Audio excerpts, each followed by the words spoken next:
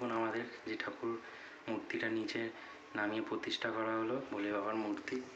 আজকে প্রথম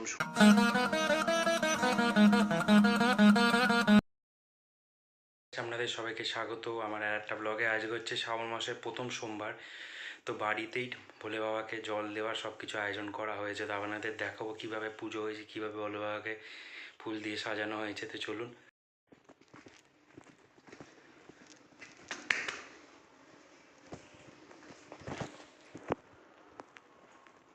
দেখুন আমাদের এখানে ভোলে বাবাকে কলকে ফুল, বেলপাতা, আকন্দ ফুল দিয়ে সব সাজানো হয়েছে।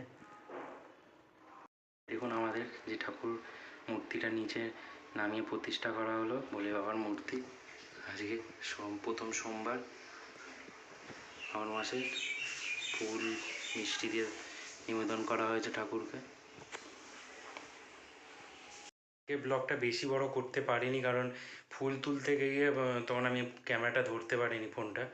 তো ছোট ব্লগটা আশা করি আপনাদের ভালো লাগবে। ভালো একটা লাইক করবেন, চ্যানেল নতুন হলে সাবস্ক্রাইব অবশ্যই করবেন।